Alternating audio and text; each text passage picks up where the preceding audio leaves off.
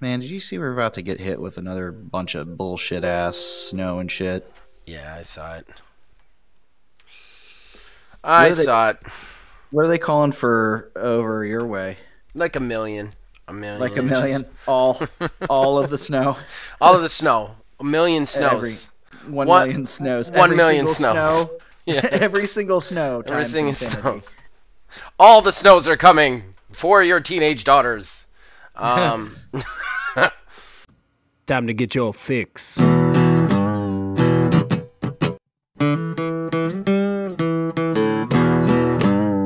It's a horrible gaming podcast. It's not good, it's not great. Horrible gaming podcast. It's not even what you would call fair. It's really not that good.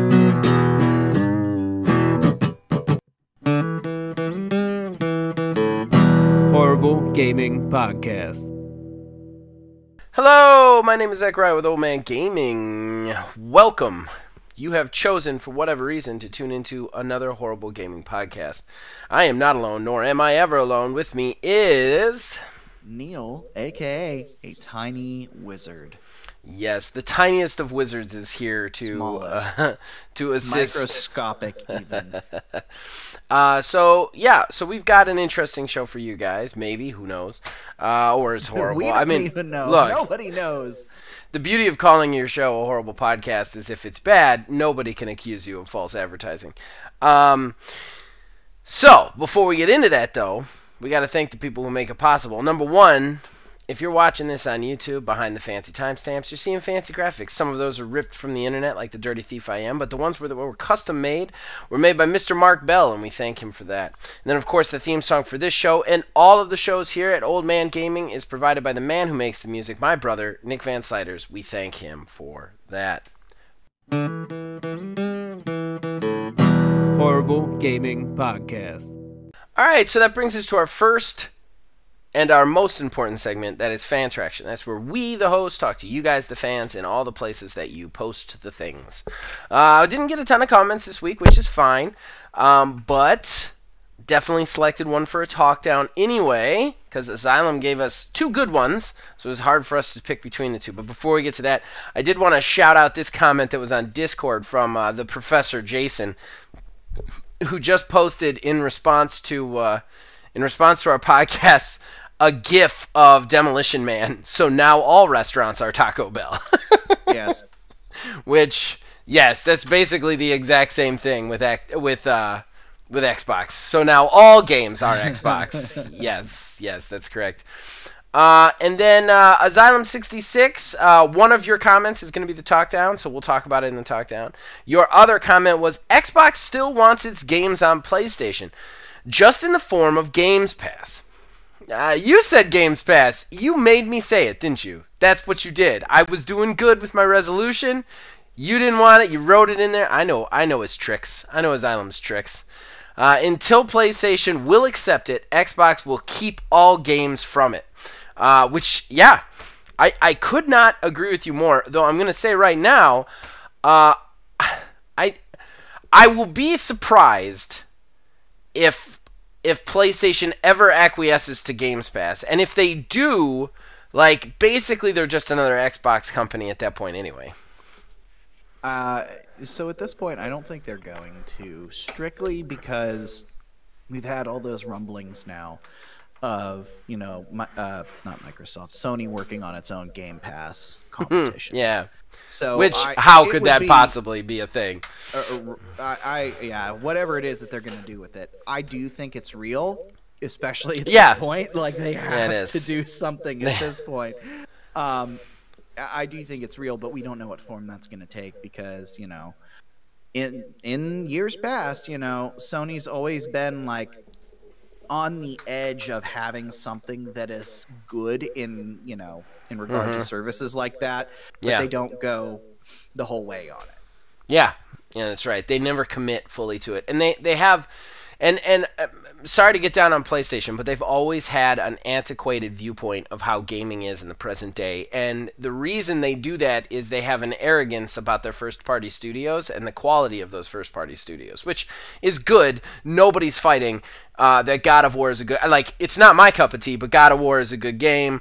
Horizon is a good game. The Uncharted series are good games. Nobody's arguing that. But they kind of got to this kind of level of arrogance where they're like, we're going to do it the way we've always done it just because we always win at this. And that's fine, but the problem is that the industry itself is evolving and growing around them while they're staying stagnant. And now, all of a sudden, and I don't mean to toot my own horn, but I've said this repeatedly over the course of the last 2 years of us doing this podcast. Now it's happening. Now they are in a position where they can't keep up. They're suddenly behind the ball, you know?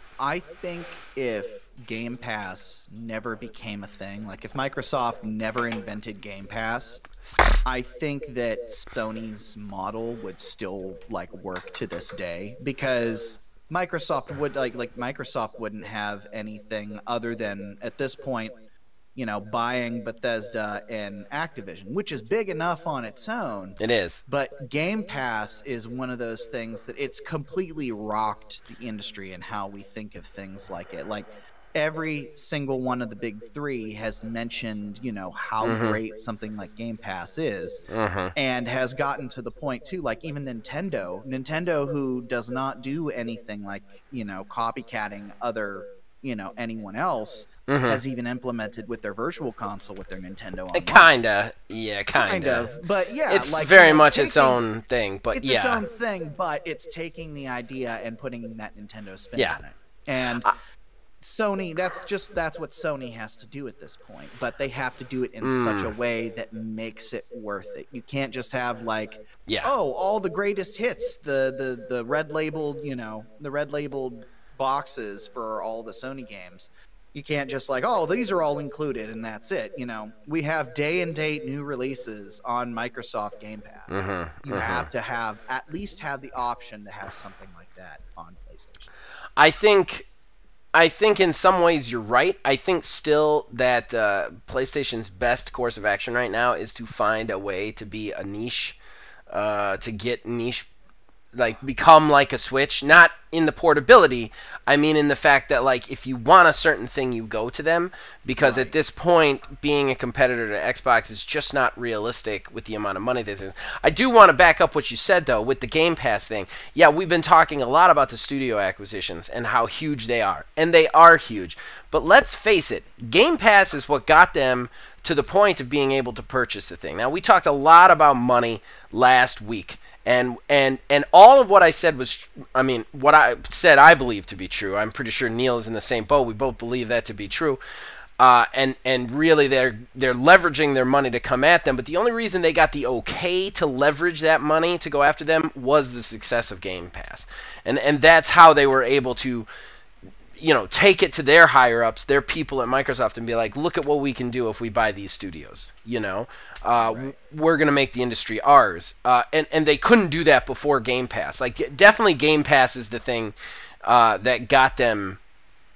Like, Activision is the winning touchdown. If you like a sports metaphor, Activision is the winning touchdown scored by the winning quarterback and receiver. But those winning quarterbacks and receiver, well, the person who brought them to the team, that's Game Pass. That's the manager. You know what I mean? Like, that's what showed them it was possible to do that.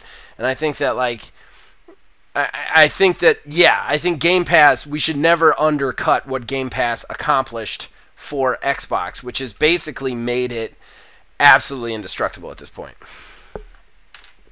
Go ahead. We got time. We only had 2 comments. The second you started talking in sports terms, you completely lost me. But I'm pretty sports sure, ball. I'm pretty sure. I'm pretty sure that's something that makes sense. Sports ball. Yeah. Sports I mean, ball, the thing. Yeah. I'm trying to find a better way to. Here for you know, the winning card you played in Yu-Gi-Oh!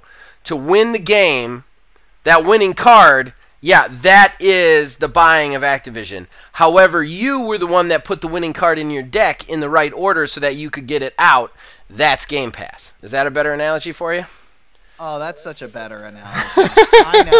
I know exactly what you said. There you go. There you go. I can speak other languages. I don't mind.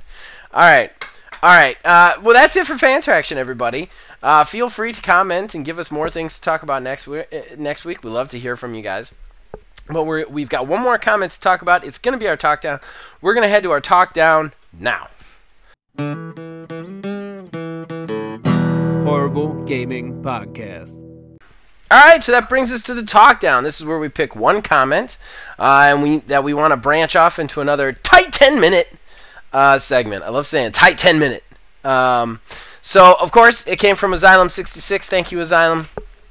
And he says Sony, in response to us saying that Sony needs to do something and do something big, he says Sony could take those millions and hire teams of young and or indie talent. Let's be honest, good indie/low budget games are what most of us play. To which I said in the comments, that would be a great way to put themselves in a niche category and get them out of this fight they can't seem to win. And that's definitely where I stand. I think this is a great idea. This is something they could do if they turned their eyes away from like maybe creating these big triple and quad A game experiences and look more to quality independent gameplay. I think that's a good idea if they started to try and leverage themselves to be the number one independent talent out there.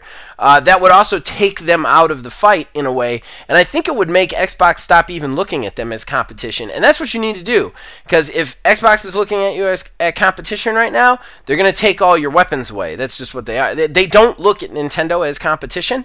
That's why Nintendo is fine. You know, I think that like PlayStation needs to move to a spot where they're not fighting with Xbox anymore. What do you think about that, Neil? The indie thing is a good idea, but at the same time, I don't think that indies would be enough to really draw away. Like, yeah, it would give them that niche that we talked about, but I don't think it would bring back enough, like, from the pure business sense, I don't think it would bring back enough of the revenue that essentially Microsoft has taken away with this deal. Now, if they did do something along the lines of, imagine, if you will, a partnership with Steam. Steam on a PlayStation console. You get a selection of like indie titles and even some like third party like Capcom games, stuff like that. You connect your Steam library to your PlayStation user ID. That would be something right there. That would be big enough. That would be big enough to swing back, I think. Well, I'll tell you what I would do in this situation. I think that's a great idea. You're actually kind of speaking to a lot of what I was going to say, which is great. Here's what I would do first and foremost. I would stop making big, clunky consoles that you can't make because you don't have enough chips. What I would do is I would streamline the experience. I definitely get on board with a partnership with Steam, especially since you already have kind of a partnership with Epic. So you could also do that where like, oh, well, you can also run the Epic store through us and play a good selection of indie games there. And what I would do is I would make a very slimmed down kind of in-between version of maybe the PS5. Because, I mean, obviously, technology is going to get lower.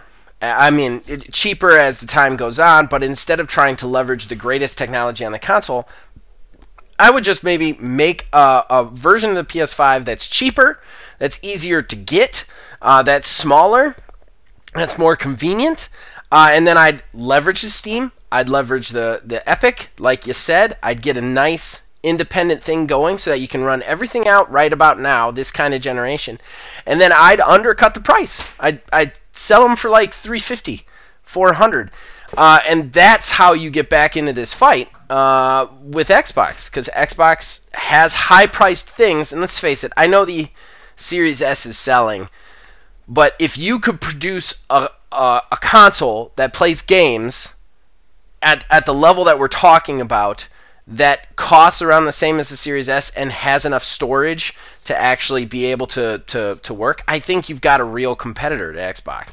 especially if you're leveraging all those independent things. But the number one thing they need to do is get out of this console game that they have completely botched this time around. I mean, not get out of the console game completely, obviously, because they wouldn't exist anymore, but I mean, like, their strategy, their generational strategy does not work anymore. Not for them, not for anybody. And I think that even more so made that way by the pandemic and by the chip shortage is you have to realize that, like, this isn't working. The big, crazy, super capitalistic console is just not working anymore. You need something more streamlined. You need something that's going to allow people to play easily and quickly, and you need to be able to put it in the hands of consumers, not the hands of scalpers. So, like, I don't know. What do you think about that? Well, to be fair, I mean, we already know that Microsoft has distanced itself from, like, generational consoles and stuff at this point, but Sony's kind of starting that. They double backed on that pretty quick because basically everything that's coming out that, you know, we were all, you know, basically assuming we're going to be PS5 exclusives and almost worded to be such early on are all coming on the PS4 and 5. And I think that is, one, them backpedaling to some degree to, you know, meet, you know, because they can't, with what's going on. We've always had that happen in generations past, but with the strong wording that Sony had right from the jump, like, this is a new console, this is brand new, like, we have a reason for you to have this console, and they've abandoned that, you know. And they also, you know, I think part of it's also the fact, like we mentioned, you know, nobody can make enough consoles at this point to keep up with everything. We're now over a year into the console, these consoles, this current generation's life, and we still have people trying and failing to get consoles, and scalpers are still running rampant with the same prices. I mean, that we know scalpers take advantage of that sort of stuff, and it's just, you know, a sign of the times. If we did not have the pandemic, I feel like this semiconductor thing would not be an issue, or at least we would not have had, you know, a year plus into the console lives, people still struggling to get them. Usually the first month or two is always pretty tough because, you know, everybody is trying to get one, but they eventually get them because, you know, there's enough to make them. But I don't know, like, they're reacting to the current situation that no one really has control over given what's going on. But at the same time, you know, they're backpedaling on what they have said. Both sides basically have been backpedaling on everything that they've been saying.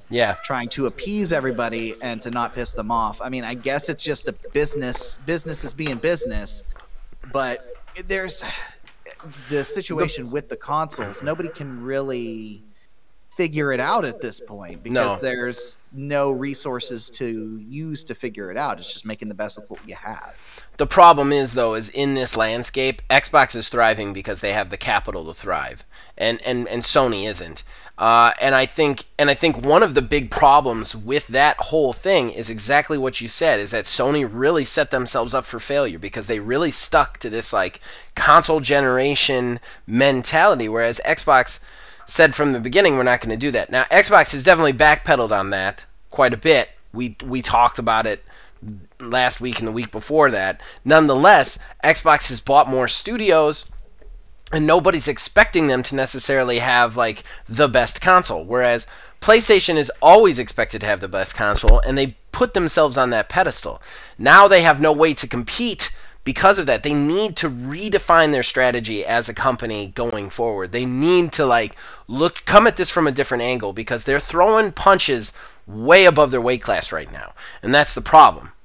Financially, not in game quality, financially, they can't win this war, not in the way that Microsoft wants to fight it. And I think a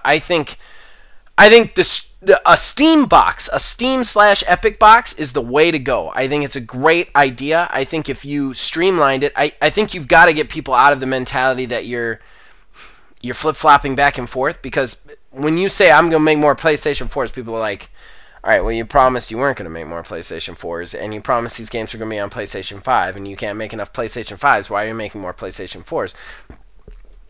And just the whole messaging of it makes them look bad. I think they should release like a PlayStation 4.8 type thing without the number on it and make it a different thing so that you get out of that mindset of like they're fucking everything up. No, we're making you this. This is new. It's not super powerful or overpowered. It's just what you need to play the games you want, you know? Well, and you'll be able to actually get them. At least they didn't do what you remember what Microsoft did with the Xbox 360? After the Xbox One came out, they made the Xbox 360 model that was like fashioned after the Xbox One. Wouldn't that be a slap in the face? Yeah. If they were like, yeah, so here's a PS4 that looks like a PS5. Oh no, that would definitely suck. Yeah, I'm with you. I'm completely with you on that. I'm completely with you. I don't think they should do that. I think they should turn their attention to something completely different. They should cut their losses on this console generation, and they should just look to something in the future and bet on that. Try and leverage those independent partners. Would be a way better play than what they're doing right now, which is trying to face Xbox head on. So, all right, I've said everything I need to say. You want to add anything? No. All right. I think that's about it. All right, let's go to our talking point, which isn't really a talking point. We'll explain in a second. Horrible Gaming Podcast. All right. So, guys, we're not doing a talking point this week. I know. Super weird.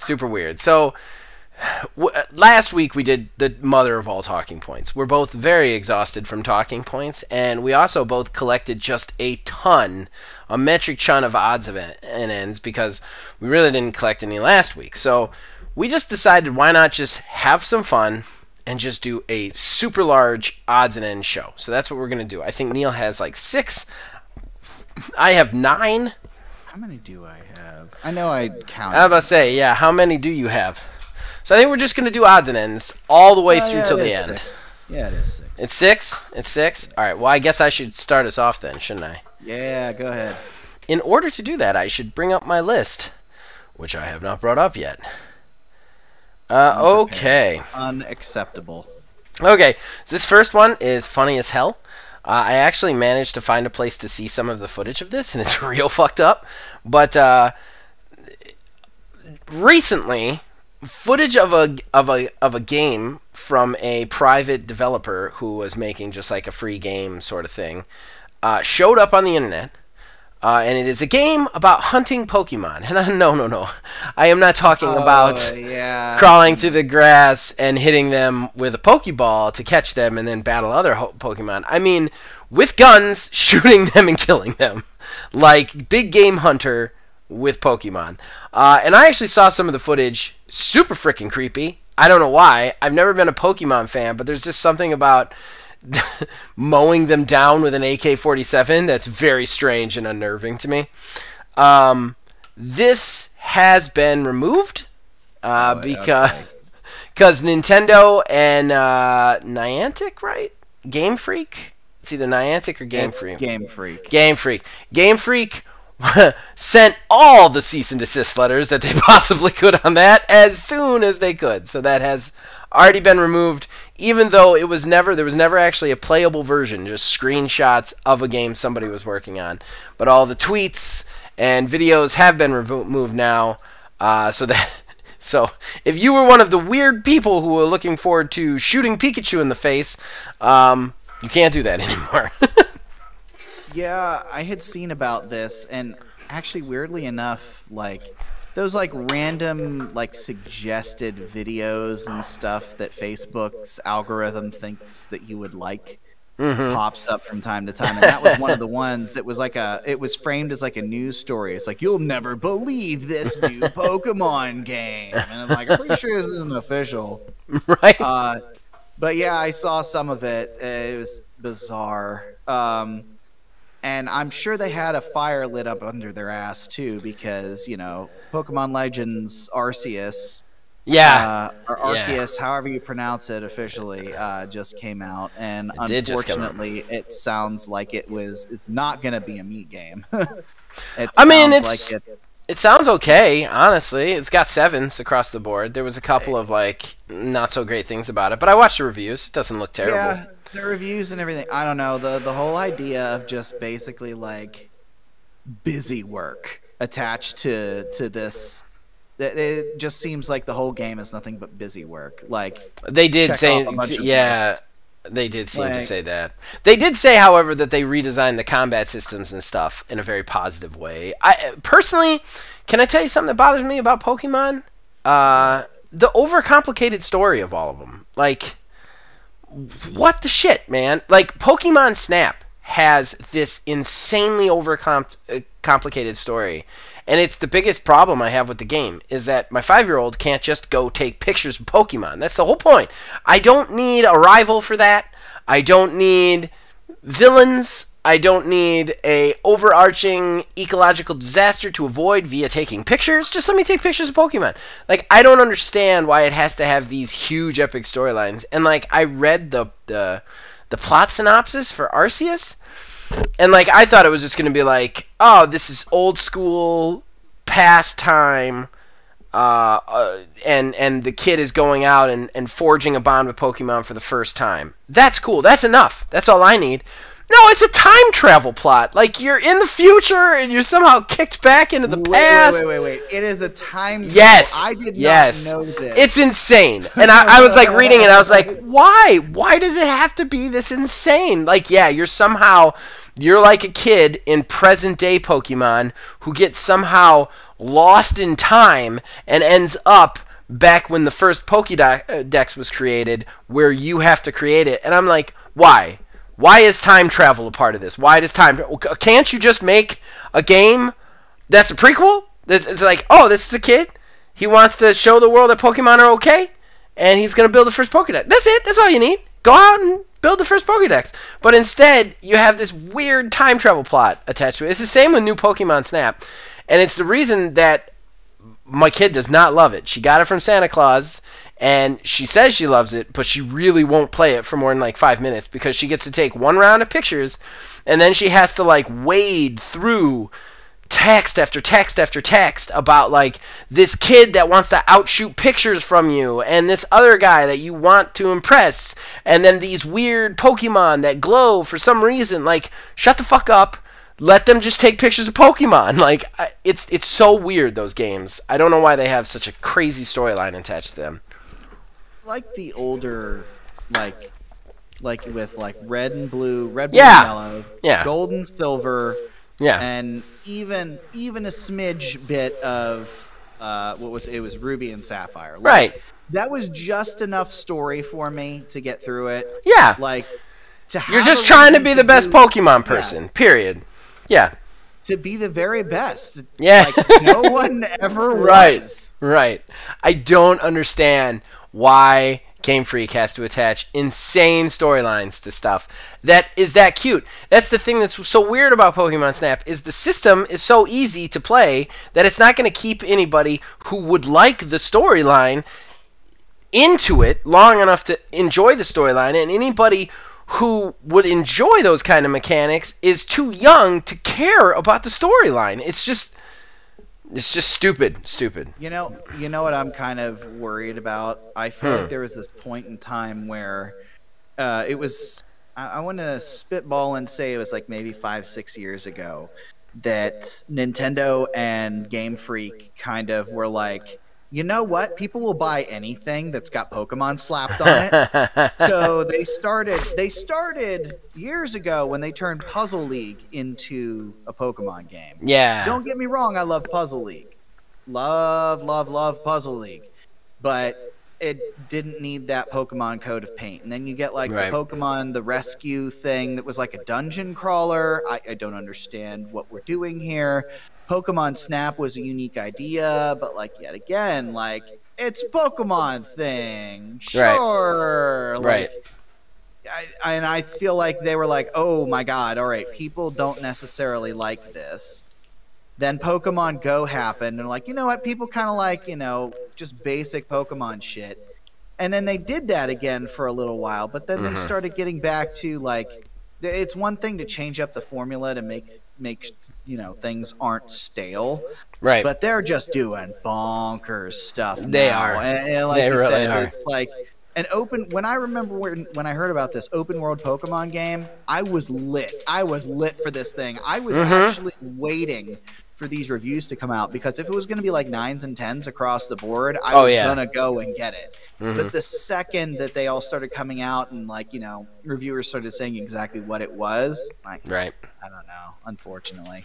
So sad. Yeah, it's just, I mean, it was never really made for me. It definitely would have been something that kind of got me involved if it was 9s and 10s, but I don't know. I do like some of the things they said, like the redevised hunting elements. Like, I like that you could catch Pokemon just by sneaking up and throwing a Pokeball at them. You don't have to, like, beat them half to death every time you meet one.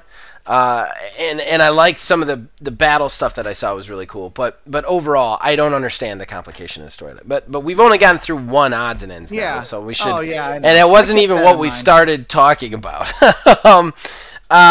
So next one, Blizzard has already put up an ad for hiring people to build a new open world survival game. I saw this. New IP all the way around. So right off the bat, like, Xbox gets them. We already have a new IP announced.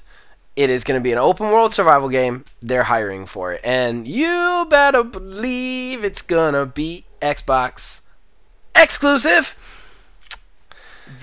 You know what the biggest issue that I have with this whole thing is? Tell me. This announcement was made, and it, like, grabbed all the headlines, I think strictly because it had, you know, it's Blizzard, Activision Blizzard stuff. We don't know what this game is called. Nope. I don't even think there's a project name attached to it. It's literally just, hey, we're Blizzard. We're Activision Blizzard. We're making a game that's open world, and you're going to buy it. Like, yeah. When I saw that, I was just, I was upset. I was really upset. This is all the announcement bullshit that we've talked about to surprisingly another level.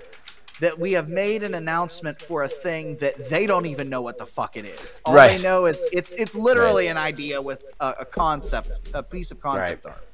I kind of feel like it was one of those, like, put this up so that people know everything good here. You know what I mean? Like, I almost felt like that's what it was. Like, people have really wanted change, and here it comes. New IP. You see? Everything's okay. Like that's what it felt like to me. And I thought it was just garbage. Well, if you don't mind, I'm actually going to jump in with one of mine right here. Yeah, go for it. Go for it. So apparently, Activision, we knew, we had mentioned about it, I believe it was the last episode, that at Raven they unionized. Yes. Yeah. And it's official, and guess what? Activision Blizzard refuses to acknowledge it. Yeah. Yeah. Yay. I purposely didn't put that on mine because I knew you'd find that one. God. You know, I didn't even have it written down on my list. I literally just thought about it because you brought this up.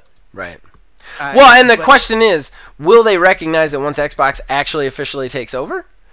Or I think so. You think so? I don't think it'll be around by then. I think by then they'll have paid it off and it'll go away. I think Xbox is hoping that, like, well, we bought them. Like Xbox is hoping to be like, well, we bought them. They'll handle their shit, you know, before it gets there. Like, I think Xbox is like, why hasn't Xbox said anything? Why hasn't Xbox been like the minute Activision decided to not honor them as a union, why didn't Xbox be like, that's all right, we're going to honor them as a union. It's fine.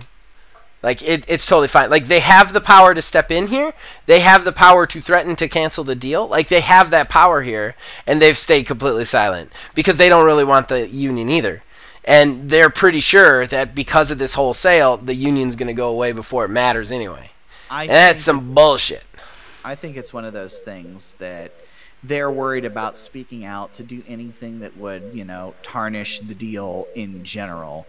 Because at that point, if Microsoft, it's, you know, we've said before, yeah, sure, Microsoft is buying Activision Blizzard, but it doesn't close until fiscal year 23 ends. Yeah, but you're acting like Activision has the power in the situation. They don't. Well, Microsoft has the power in the situation. Bobby Kotick wants to get the fuck out, and he knows this is the way to make the money to do so. He's not gonna burn this. If Xbox stepped in and said honor the union, then he would be like, all right, we honor the union, it's fine, because he wouldn't fucking care. He wants to get out with his money. See, at this point, I think Phil Spencer's just doing that because he doesn't want to get involved in this. He's made the biggest non-statement, even like it was before the deal was even announced. He wants no part in that entire thing because he doesn't want to do anything that could upset anybody until this deal closes. Well, he basically has said, once the deal closes, everyone's going to report to me. It's one of those deals to where, like, yeah, sure, you can. Eventually, this guy is going to be your boss, but it would be kind of him speaking out of turn. I feel like if he went ahead and said something. I think he should. I think he should too. But in the whole the whole realm of this deal and everyone trying to make sure it goes through without a hitch. I mean, we've said before. You complained about it. I've complained about it. Nobody wants to take a firm stance on anything. No.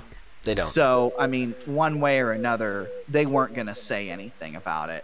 And I'll be curious to see what happens once that deal closes or at the time leading up to it. But I don't think we're going to see any sort of official statement or anything from Microsoft or anyone else on it outside of what we've already heard from Activision saying, oh, yeah, no, we don't care. Oh, they're not a union. We don't care about them. Do what you want.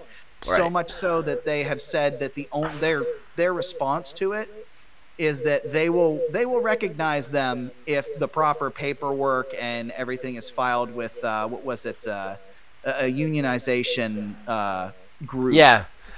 Once that's officially filed and everything, and they're forced to recognize that they will, which is ridiculous in my opinion. I personally think that, again, I want to say this again, I think Xbox is using Activision to be the bad guy because they don't want a union any more than Activision does. I don't think it has anything to do with out of turn. They know that they have the power in this situation. I think they're purposely stepping back so that Activision can look like the bad guys and they can just be quiet about it. And that's some bullshit too. Like, I'm just saying that. So do you want to go with another one of yours? Because I technically still haven't even touched my list. That was the one I just thought of. Well, I still have 7 left. So if you've got 6, I might as well go with another one. I was about to say, yeah, and then we can every other. I already forgot how many I had, even though I literally counted like 4 times. I don't want to do this one then. Go ahead and do one, and then we'll alternate from there. Well, let me do 2, and then we can alternate. Because it's gonna fade into the other one. It's gonna flow into the other one. Oh, I want to do 3.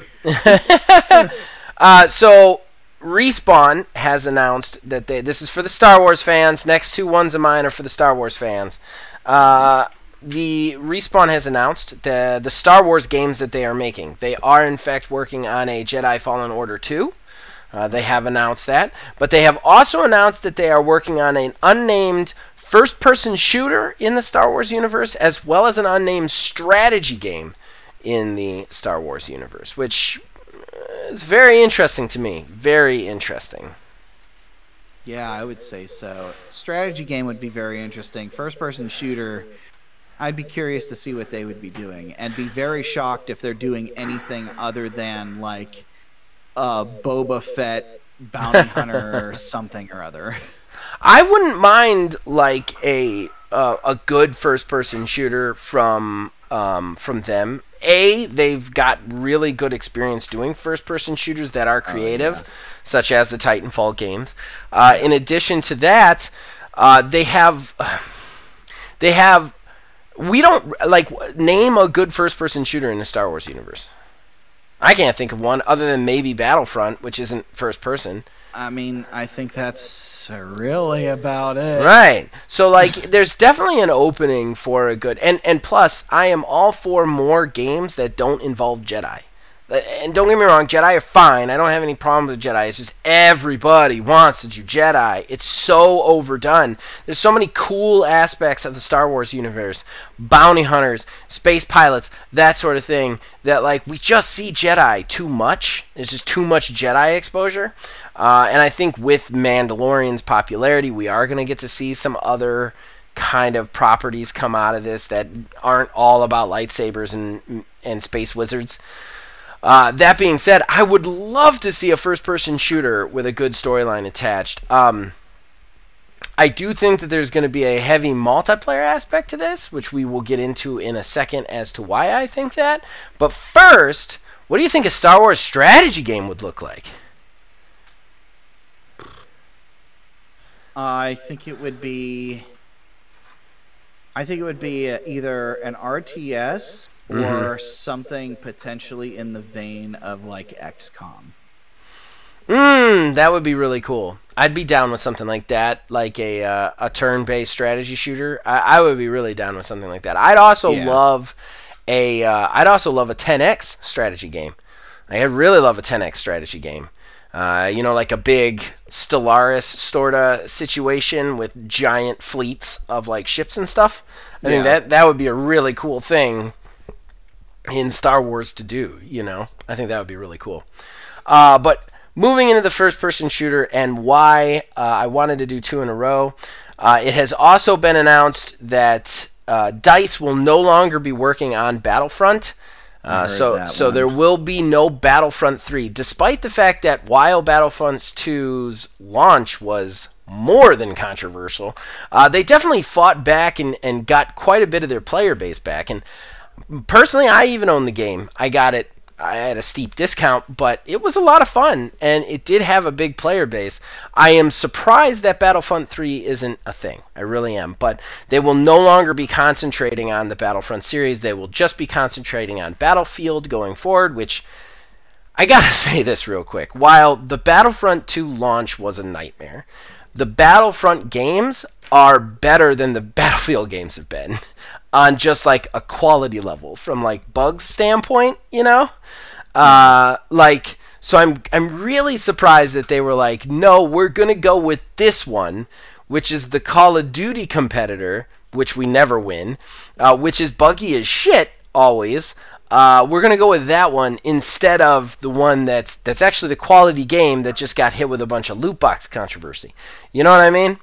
So I don't know. I think it was a mistake on their part to not do Battlefront 3, but this does fit right into Respawn doing a first-person shooter. Maybe they decided, ooh, DICE can't do it anymore. Let's put it in Respawn's hands. Like, DICE fucked up too bad. Let's see how Respawn does with a first-person shooter, and maybe they're making Battlefront 3. Yeah, I think that would be interesting. Mm-hmm. Or if... I'll take it a step further. Given the fact that the license is being, spread around to everybody now, if somebody else beyond them is doing a first-person shooter, or Battlefront 3, like Battlefront was not a first-person shooter. That's what I meant to say. Battlefront 3. Right. Battlefront was very much a third-person shooter at its core. Nonetheless, I would be very interested to see. I'm very interested to see how this element shakes down, because I think it's very interesting that Respawn announced that they're working on a first-person shooter Star Wars game, basically in the same week that Battlefront 3 is no longer a thing, Yeah. So, just a thought. All right, man, you can take one now. Sorry for taking 2. You understand why I did 2 in a row. Like, it just made sense. They were kind of... I even put them together on my list because of that theory. All right, well, Metroid Prime 4 is continuing to dole out the dread found in the most recent Metroid game, as Retro has posted job listing for a tools and technology engineer, leading most to believe that the game is still in super early development after being announced in 2017 and 2019. Shoot me in the face. You're talking about Metroid Prime, right? Prime 4? Yeah, Metroid Prime 4. I thought you said dread. You might not have it. I just heard wrong. I did say dread. Okay. It was the joke. Oh, okay. I wrote it out. I type all these out ahead of time in I got how you. I phrase them. and I just thought that was so hilarious with my wit. No, I get it now. I get it now. So yeah, Metroid Prime 4 is not coming at all ever at this point. I don't think it's. I'm beginning to believe it's not real, or they have restarted development for whatever reason. I think most likely it is real. I think most likely it has been restarted, and I think most likely that is because Dread did so well that they're like, hey, we can't fuck this up. So whatever they're working on, they gotta fix that shit now, because the next Metroid game has to be a killer. I'm still maintaining at this point, given the fact that we're doing the lead up to Metroid Prime 4 apparently eventually. And we had Metroid Dread come out and be stupid successful, that they still have at least the first Metroid Prime game remastered in the chamber. If not, 1 and 2, and not the third one because of the motion control stuff, even though I feel like it would be a better fit on the Switch, but I digress. Even though we've had multiple reports over the years, I've mentioned many times before, if you listen back to all the episodes, 1 week I think it's real, and then 2 months from then I read something else. It's like, yeah, it's actually probably the Prime trilogy for the Switch really isn't a thing, and I'm back to thinking that it's a real boy again. So someday, one day, we'll find out. Or if we don't find out, I'll stick by my my prediction that I made. If it's especially after Dread last year, if the Prime, a new Prime trilogy remaster, something along those lines, doesn't come out this year, they're just not doing it. Yeah. They're just straight up not doing it. If they don't do it this year to ride off that success, they're stupid. Yeah, I mean, I personally don't understand why they're not just going back to the 2D formula. I don't know how much of a cap Dread put on the storyline, because I don't follow the storyline. I'm assuming it put a very heavy cap on it, because they've said as much. Okay. It's one of those things, honestly. The whole storyline was riding on the previous game, essentially. I mean, everything, the entire story in the succession of everything rides on the previous one, but something that happens in 1 won't really matter in 3. Something that happened in 2 doesn't really matter in 4. I see. Along those lines. So the story, though, it's sure, whatever. At the end of the day, in regards to finishing off the story, it was kind of weird enough as it was. But, the 2D formula, like you said, is still very popular. So, I mean, I think that they should go back to doing both 2Ds and 3Ds, with the Primes being 3Ds. Yeah, I mean, I don't think they're in a place. The problem is a 3D game takes so much longer than a 2D game. I think we can both agree on that. I think it would be much easier for them to greenlight another 2D game and get that out in a year or two. Whereas Metroid Prime 4, if it's not in a good condition, then it's gonna take 4 or 5 years to make. I think that they should really just double down on the 2D. That's obviously what people liked about that game. I think that's where they should go with it, even if it's a spin-off or it's a new character in the suit. I don't know the Metroid storyline, so I might be I'm probably saying things that aren't possible, but still, you see what I'm saying. They should do something with that if they're gonna continue this property. Then worry about the 3D one. That would be my first and foremost, would be let's get another 2D one out as fast as humanly possible. That's what I would be doing. Yeah. All right, so am I going or are you going? You are going. Okay, all right. Okay, so this one I'm very excited to rant about. I already ranted about it to Neil via a chat, but I'm so upset about this that I needed to put it on an odds and ends. It's not an odds and ends. It's not a news story, but it's on here because I'm that mad. All right, so everybody knows. Everybody knows that anybody who's been a long-time listener, okay, I can't wait to play the game Sifu. It's a martial arts kind of roguelike sort of game coming out from the makers of Absolver. I don't want to go into it. It looks great. Look it up. It's great. Now, that being said, the problem is this is a PlayStation exclusive. You can only get it on PlayStation and the Epic Store. The Epic Store is a nightmare hole. It's a nightmare hole for buying games. Epic Store does not have gift cards, which is one of the primary ways I get video games. Is I know a lot of special deals, and I use them to get gift cards, which I then apply to the purchases of my games. Steam is very easy because they have gift cards, so I use the deals to get points, to buy Steam cards. You see where I'm going with this. Epic does not have gift cards in any way, shape, or form, so which is dumb on more than just the level of I can't get discounts, but like grandma so-and-so can't even buy a gift card for their PC grandkid who's on Epic. So how are you ever a competitor to Steam? Well, I got kind of excited, Neil. I got kind of excited because I got this message from Epic Store, and it said, hey, we'll give you a $10 off coupon if you sign up for our newsletters. And I'm like, well, shit, I can get some spam for $10 off my next game, especially since I'm definitely buying a game through Epic. I'm buying Sifu. That's perfect. I'll get the $10 off coupon. I'll pre-purchase it. It'll be great. It'll be done. I go to do it. Guess what? You can't use coupons on pre-purchases, everybody. Not DLC, not pre-purchases. This is fucking dumb. This is fucking dumb. Let me explain why this is fucking dumb. Okay?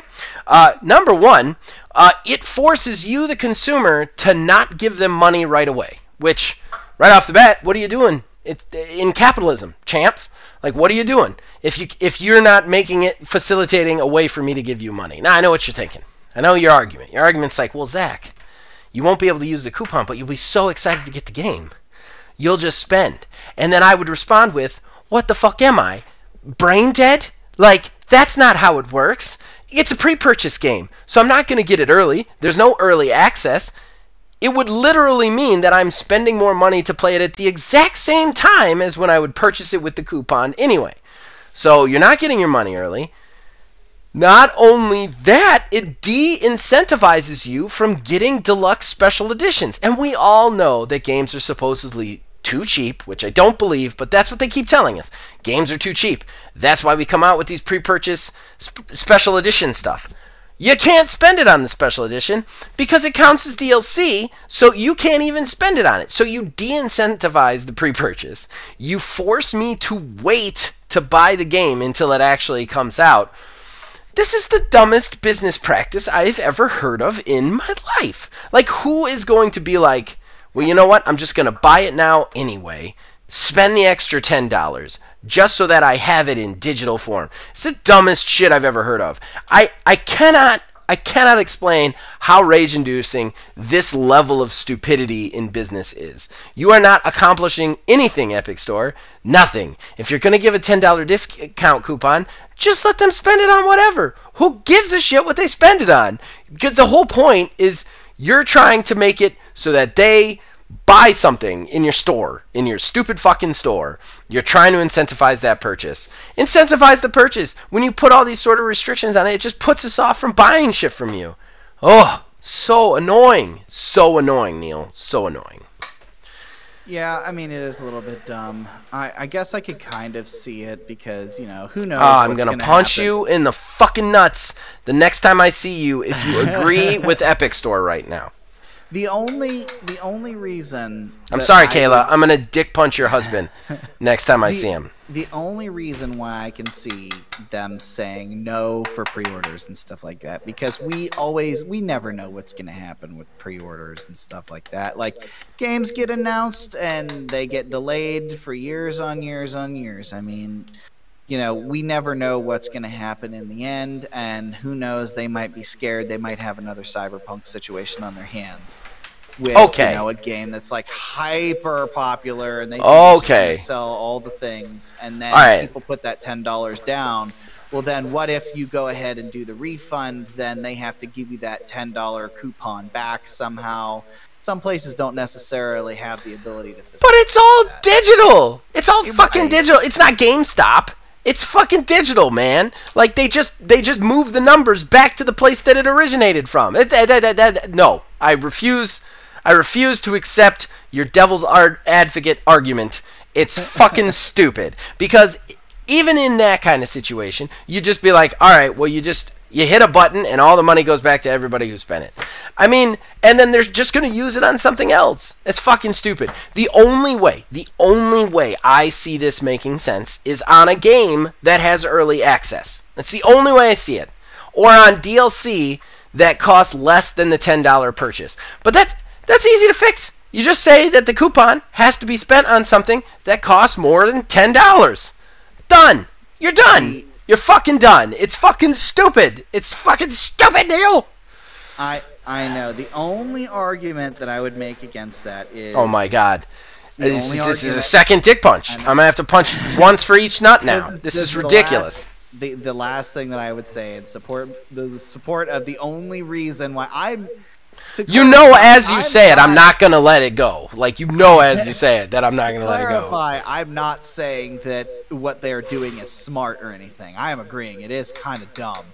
But it's not kind of dumb. If you go to buy something in a real store and you have a coupon, you use the coupon for, 10% off, something along those lines. Sure, they may, if it's for a physical amount, they would give you a gift card back for that physical amount. But if you use a coupon that's like $10 off a purchase of such and such more, you don't get, if you go to refund that item, you don't get the coupon back for that $10 off of such and such more.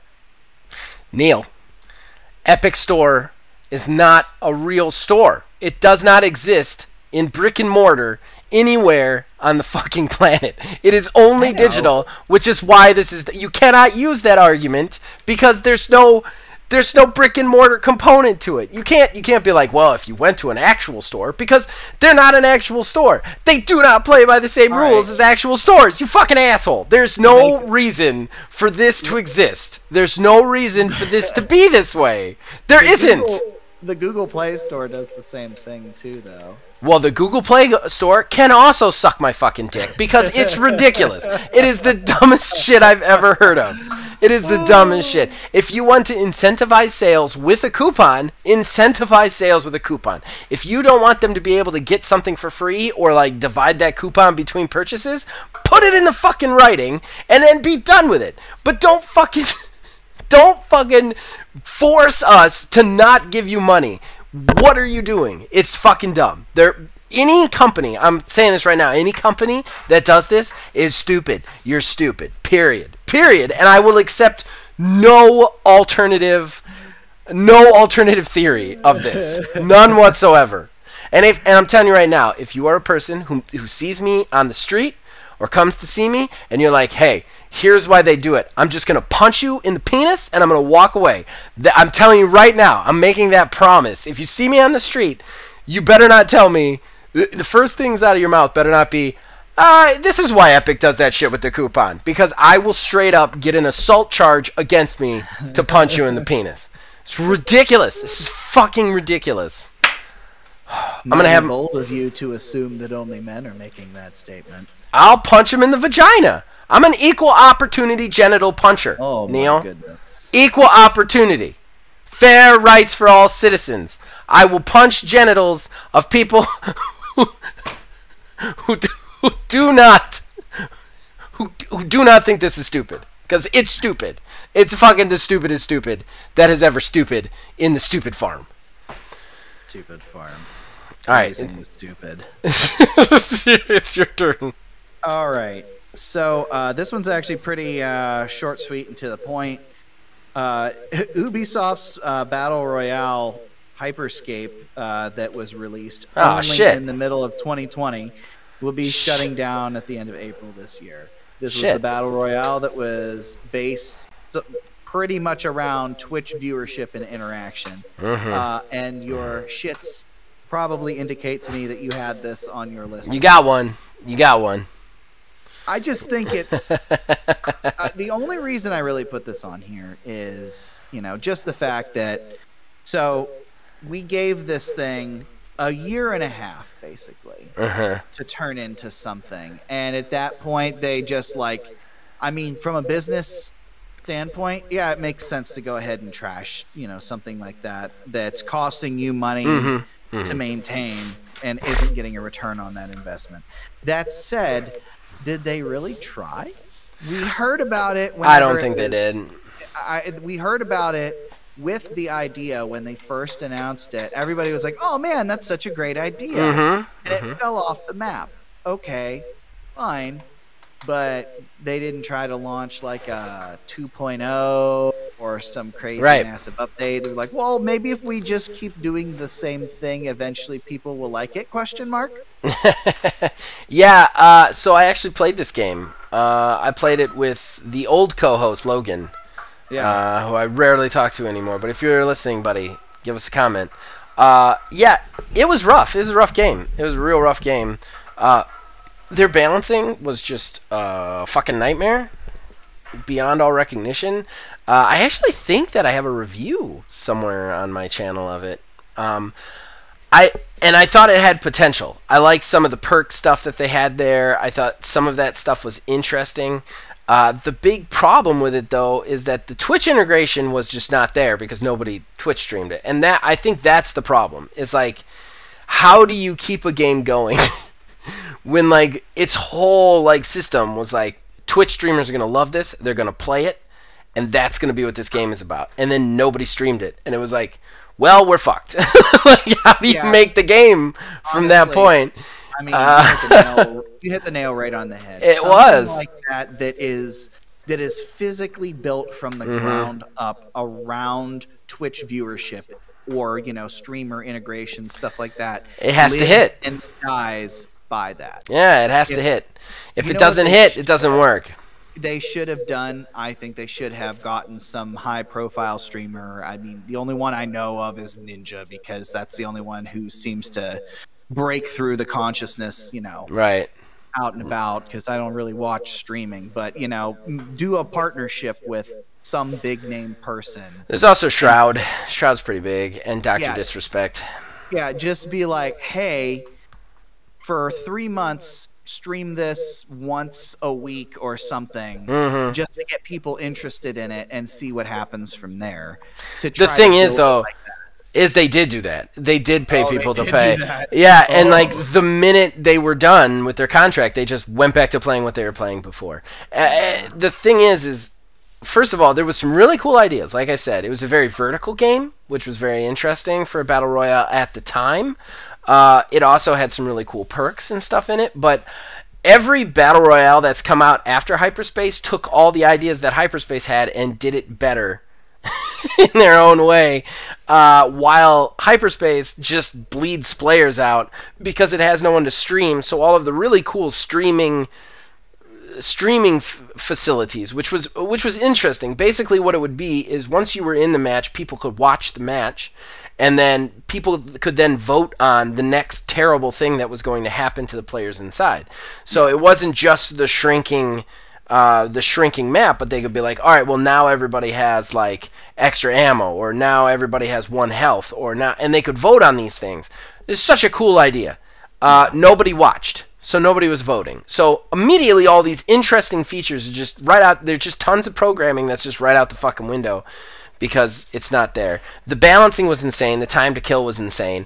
Like, it was just, and then like certain guns would just immediately murder you no matter what you did. Like, it was so poorly done to start that I think that, like, yeah, I don't know how you would have saved that one. I agree with you that I hate it when companies give up on games, especially games as service games, because you know there's at least a couple of people out there who this was their game. This was their battle royale. I'm playing this for the rest of my fucking life. You know what I mean? And it's gone now, and that's a bummer. You know, and I don't like it when companies give up on games. That being said, Hyperscape makes a strong case as to one of the games that I would be like, okay, you could give up on that one. Just because it was so poorly executed and all of the cool features were tied into something that just didn't take off, you know? Yeah. So, all right. And yeah, you did steal one of mine. Well done. Well done, sir. Let's see if I can steal one of yours. The creators of, I think it's WB, has said that Hogwarts, the Hogwarts game. Yeah. That was my next one. I knew it. I was like, I'm gonna use this one next because I bet you it's his. Hogwarts and Gotham Knights will be out this year, even though they don't have a date, and we have seen nothing from Hogwarts. Absolutely nothing from Hogwarts. Hogwarts, there's something more to that name. It's like Hogwarts Legacy Hogwarts Legacy. Yeah, okay, Hogwarts Legacy. It's supposed to be like an open world Harry Potter game where you play your own student, if I recall correctly, right? Like you create your own student and go basically. to school. But we haven't seen anything from it. Not a preview, nothing other than its announcement, and now and the company swears it's coming out this year. We still don't have a date on that. Gotham Knights was supposed to be out already. That game got axed, like delayed indefinitely, meaning they don't have a release date for it. And Gotham Knights is the Bat-Kid kind of games as a service, kind of half-ass game as a service sort of thing that I'm actually kind of interestingly excited about, to be honest. I think it's a really good premise if they can pull it off. But yeah, they swear both games are coming out this year, but they do not have dates for them. I would say Gotham Knights we're definitely going to see this year, for good or for worse. Hogwarts, I'm having a hard time believing it's going to be this year. Yeah, and you know, well, actually, I don't think so, because the new Fantastic Beasts is supposed to be coming out this year. So I think that they're going to line it up with that. But don't rush it just to line it up, guys. Don't do it. Yeah. So what's interesting about all this, too, is all of this information pretty much came straight from Warner Media CEO Jason Kilar via Twitter. Right. It didn't even directly mention the whole tweet. Record revenues, a leading streamer just 19 months into the HBO Max build, setting the pace for this industry creatively. It's been only a few years since we embarked on going direct to customers and going global. I'm proud to report on behalf of all the team that is working. This mission, this strategy continues in 2022 with a sense of urgency, launching HBO Max in many more countries this quarter and the balance of the year, launching CNN Plus delivering of a full slate of highly anticipated games. And all it shows is 4 images, one of HBO Max, one of CNN Plus, the default images as well for Hogwarts Legacy and Gotham Knights. Not even directly mentioned in the tweet. So I really don't think, like, I don't know. I do think that they are going to have the Hogwarts Legacy game coming out this year, strictly because of the Fantastic Beasts, as well as them celebrating the 20th anniversary of the Harry Potter movies and everything this year. The time to do that is this year. So if they delayed it strictly for that, for like the marketing and stuff, fine, I guess, whatever. But I feel like we should have seen more of it at this point. Yeah. And same goes with Gotham Knights. What we got it announced, it was a year ago, over a year ago. We see one trailer, and that's it. No, we've seen 2. We've seen 2, and we've seen gameplay. The Gotham Knights bothers me so much more than the Hogwarts. I'm sure a lot of people out there are going to be more bothered by the Hogwarts, but if you really look at Hogwarts, they announced it, which I don't like announced trailers. I'm with you on that, but they announced it, then they shut up. There has been no like extra trailers of it. We haven't seen a ton of shit to get us overhyped, and they haven't given us a date. They've never actually given us a date. They've only ever given us like a year window. And when it was delayed from last year, we never actually had a date from last year. It just got delayed to this year. The Gotham Knights had a date. It had a 100% date set in stone. It was like February something this year, and then they delayed it indefinitely. That kind of shit, that's the kind of shit that bothers me with delays. If this was going to get delayed indefinitely, why did we ever have a date? If you were at a point where you're like, we don't know when it's going to be done, then we should have never heard a date from you guys. That's the kind of delay that bothers me, and that's why I think the Gotham Knights thing is so much more egregious on this, because we've seen gameplay, we've seen a couple of trailers, we had a date, and now you can't tell us when it's going to be finished ever, you know? Right. And that's something that bothers me. Hogwarts, fine. I don't care if it even releases this year. Like, when you give us a date, that's when you need to stick to it, you know?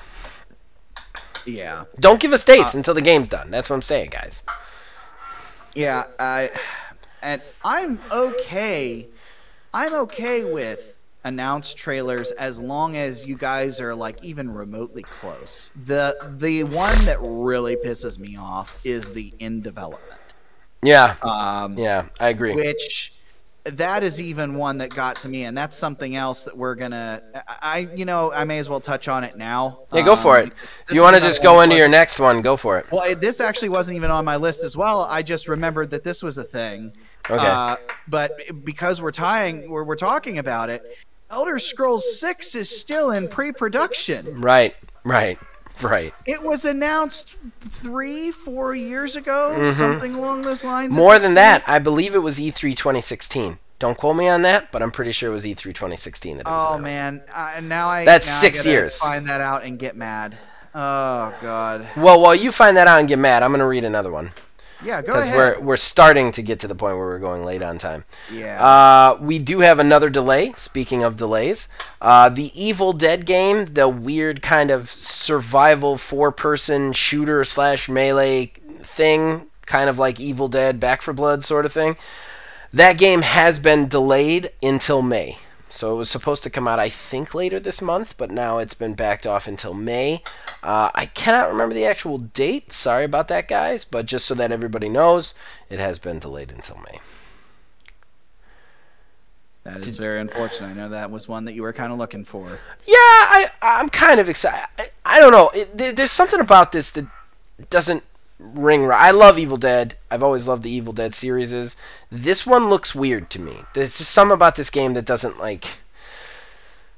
I don't know. It doesn't excite me. And I don't know why it doesn't excite me. I can't put my finger on it, but it doesn't excite me. Especially since it seems kind of like my kind of game. I love those 4-person quick shooter situation sort of things like Back 4 Blood.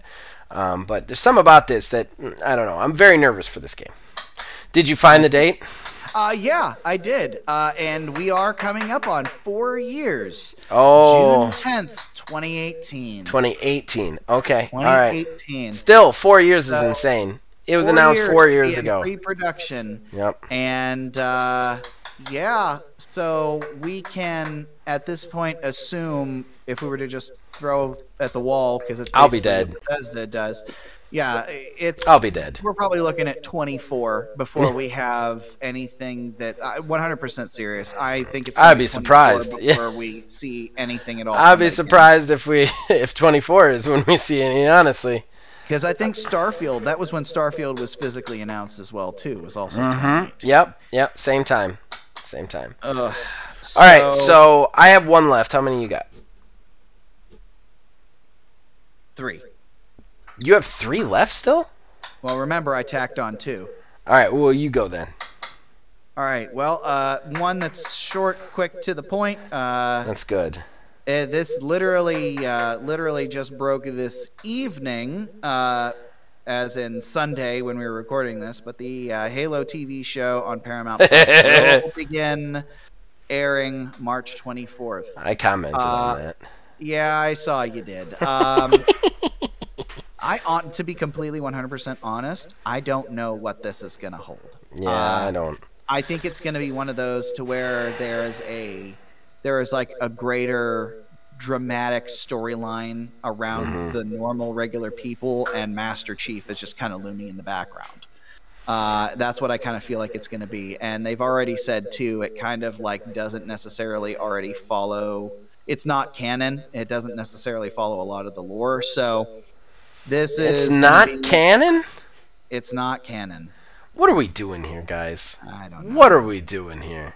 This is why we've had this conversation before, and I don't want to get hung up on this because I said it was a short one. But this is why I feel like we've had this conversation many times. I feel like video game movies and TV shows don't work out too well. We're of the same mind on that. I do not believe that video games really translates well onto the screen and movie, even when it's a super narrative-driven storyline, much like Halo, because you play it a certain way, and you're always going to, in your head, be playing that character a different way than somebody else does. And it's never really going to translate into the thing that you want. The whole beauty of games is the player choice in it. You take that out the minute you decide to script something and have actors shoot the scenes, you know? For me, it's always when they try to change stuff up because people like they think that people won't understand some concepts just because it came from a video game. Right. Like I almost wonder if they're going to make the jackals like literal birds or something, and like make the brutes be like genetically modified gorillas and not like, whatever alien species the brutes are. Like, that sort of shit is what drives me crazy. The people who, like, they're trying to bring in that audience who doesn't know anything about the game. That's fine. But you don't need to trample on what already exists. Just explain what that stuff is in the world. You don't have to change shit. Well, the other thing is, too, you're trying to... The problem is you got to remember that those stories take hours and hours and hours to properly explain all that. You don't have that in a movie, and I think that's why they end up changing stuff, and that causes a problem. So, I mean, like, I think whatever your reasoning, I don't necessarily think video game, like, just make it a video game, make a good video game. That's the medium. I don't understand why the highest form of art is movies. I never understood that, never gonna understand that. So you got 2 left? Yeah, if you want, I can burn through another one right now. This one's kind of ridiculous. So, CDPR may be releasing a physical version of the PS5 version of Cyberpunk. There is a rumor circulating after it was spotted on a PS5 PlayStation Store database set for February/March. Keep in mind, there is still no official announcement for the free patch for these current-gen consoles. So, what are they trying to do? Like a... Surprise, guys, after all this time, you asked for it. Not really, but we're still going to give it to you. It's launching today. Don't get me wrong. When the PS5 version of the game, the patch, whatever, is made available, I'm going to do the update, and I'm going to see how much different it looks. But it's not going to be enough to drag me back in and make that be the thing that I play all the time. Not until, if they get to this point, the DLC comes out. Right. I still don't believe that DLC is coming out. I still very subjective, but I think PlayStation again is trying to make some things happen right now to make themselves look better. This might be one of them. You think it's manufactured? I mean, it's either manufactured or they're like, yeah, let's do it as fast as humanly possible so that we can get it the fuck out so that we can have a win. I mean, I think that's more so a CDPR thing than that's true. Than that's Sony. true. I think that's just where they found it. I mean, yeah, I don't know. I don't know the reasoning behind it, but I don't feel like that company is going to give as much to Cyberpunk as people think they are going to. I think they're already thinking about moving on to something else. They've made their money on it.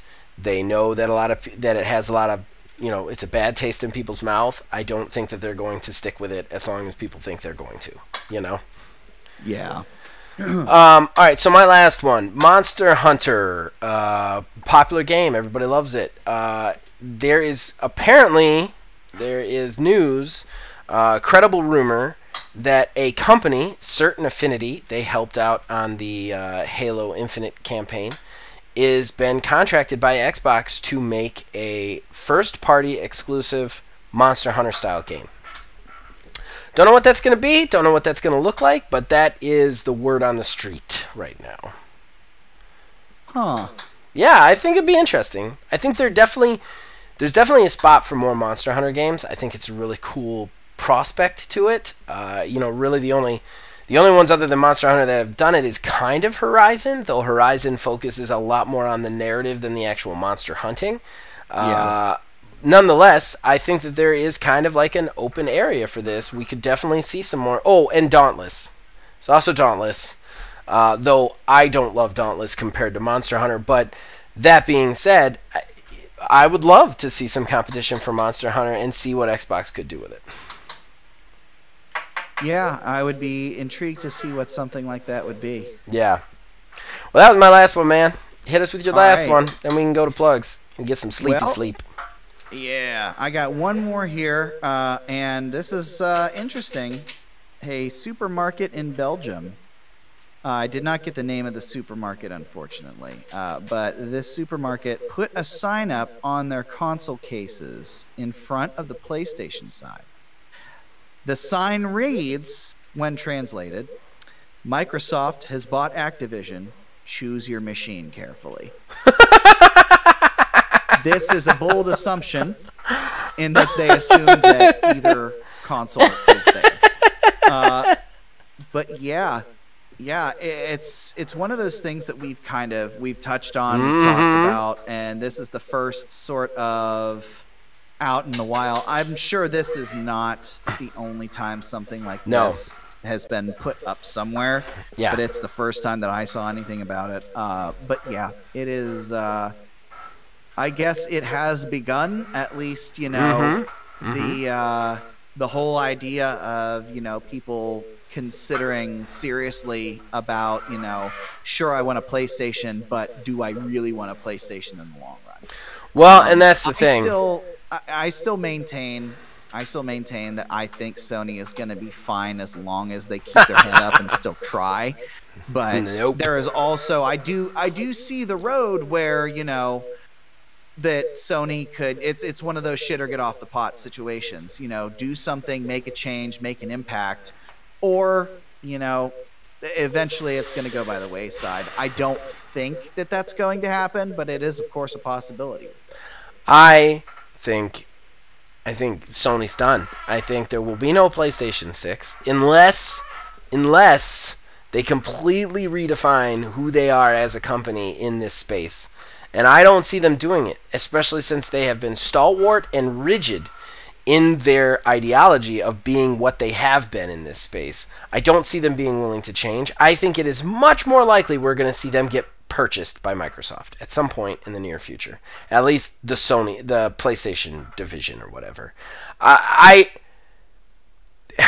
Guys, signs are now being put up like that. If signs are being put up like that in the wild, PlayStation is done. They are. At this particular juncture, they're done. This is a checkmate move. Right now, Xbox is already dealing. I'm telling you right now, they're already in rooms looking to purchase other companies, big companies that'll take even more games away from PlayStation, or they're in a room with PlayStation. And that is the reality we need to face as gamers. That Microsoft has all the money. We play by their rules now. It's a depressing world, but that's the truth. All right. I'm honestly, it's just like we did the other way. I'm intentionally holding back so we don't get stuck in another loop. That's fair. But I mean, at the same time, whatever I have to say, it's gonna be repeating what we talked about. Yeah. So if you want to hear what I had to say about that, if you want to hear it that bad, just go listen to last week again. Yeah, straight up. I mean, I think the writing is on the wall. I think it's very obviously on the wall. But we will move on to plugs so that we could go to sleep. Horrible Gaming Podcast. All right, ladies and gentlemen, that brings us to the end of the show and the shameless self-promotion that comes with it. Neil, we all know, but you still got to do it. What you got to plug this week? Absolutely. Halo Infinite Road.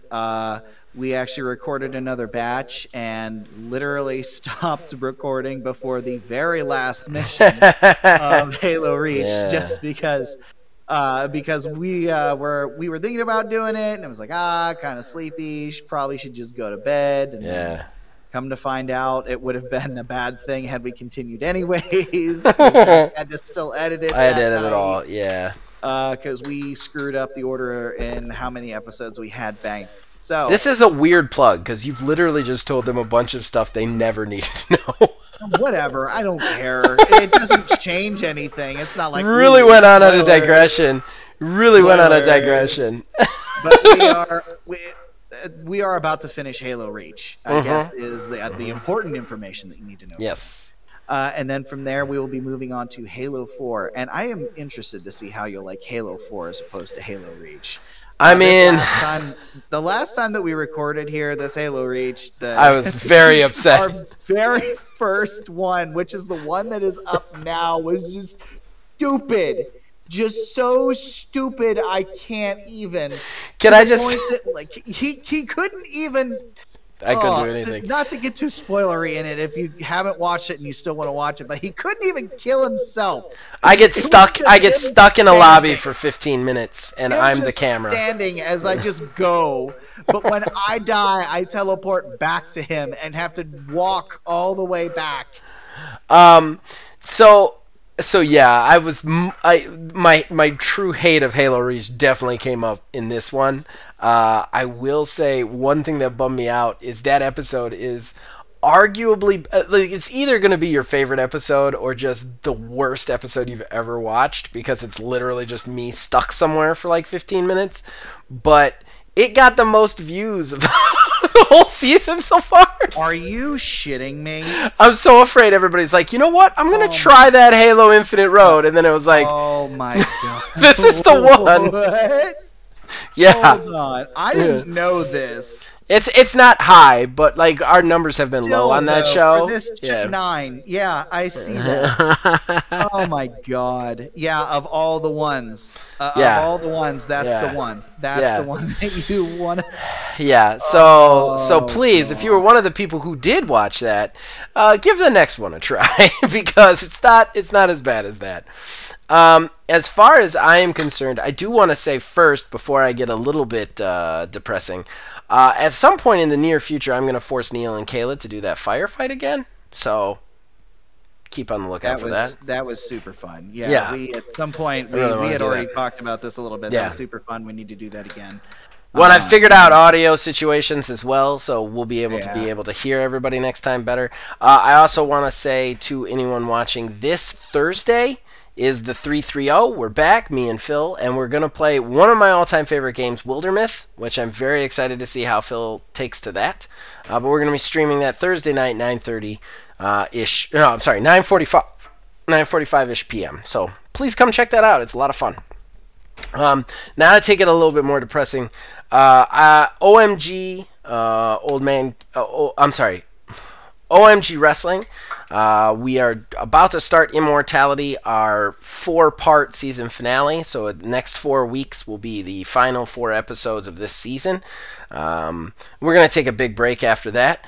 However, this next episode was a real bittersweet time for me because it is the last bit of audio that I had unreleased from the late great Kev Tutal.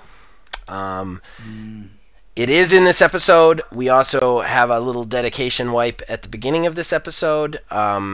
If you want to watch it, please feel free to fast forward to the part with Kevin Totalik. I have no problems with that. You don't have to watch everything. But yeah, it's a real bummer. I just want to say again, thanks, Kev, for everything you did for us. But yeah, this is the last bit of audio that I had not released of his, was his Kevin Totalik promo in this episode. So we dedicated the episode to him, so I urge everybody to go watch it for him, not for me.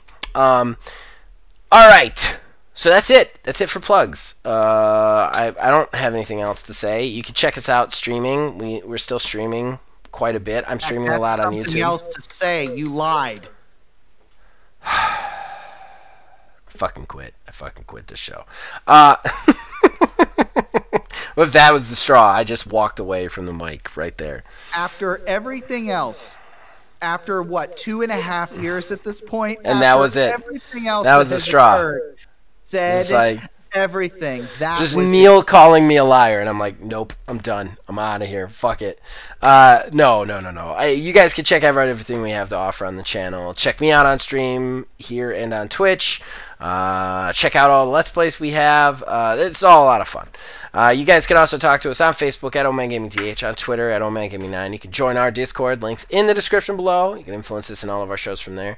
If you want to follow us on Twitter, I have pulled back from... follow us on Twitch. I have pulled back from Twitch a little bit, but we're still streaming there occasionally, as well as our 330 simulcast. I'm on the Twitch end of things. You can check us out at Old Man Gaming. I'm sorry, at twitch.tv/oldmangamingth. And then, as usual, guys, as long as you keep watching and you keep listening, we'll keep making them. We'll see you guys next week. Dude, on the sports subject, we were watching. What were we watching? We were watching something on Peacock, me and my wife, and it was one of the coolest documentary series we've watched. It's called Meddling. And it's about this, like, crazy, like, meddling corruption in figure skating. And, like, I didn't think I was going to like it, but it was just such a good documentary. But aside from that, like, at one point, Melissa was like, did that just say sports? Like, did it just say, like, Peacock Sports? But did it say Cock Sports? And I was like, oh, my God, you just made my day. So I just looked at her and I was like, Sports Cock! And then I was like, I want it to be that, like just sports cock, caca, and then somebody be like, and it just be like ESPN Ocho from the old dodgeball movies, just crazy, like offhand, like, welcome to Sports Cock, caca. Now we're here with the finals of the miniature golf tournament, the professional miniature golf tournament championships, caca. Then later on Sports Cock, we have the final championship round of Simon Says World Cup. You know, like stuff like that. But at the same time, like, a morbid curiosity would have me watching that. Oh, I'm going to tell you right now, I mean, obviously this isn't part of the show, but if NBC wanted to steal this one, steal it, man. Make your sports just crazy, insane nothing sports. I would be all in. I'd watch every week. I'd be like, man, I got to figure out who's going to win. I would have I'd be the first person to create a fantasy Simon Says league. Like, definitely, without it. You got to get Jay Brett. He always recognizes the Simon. Honestly, the, like, curling is one of those. It's like a real sport, but, like, come on. Yeah, come on. I'm in. We got somebody on their knees sliding along the handle while two other people scrub the ice to slow it down. Yeah. Like, what? All in. If I could watch professional curling, I definitely would. Like, yeah, let me be the first American professional curling fan. I'm in.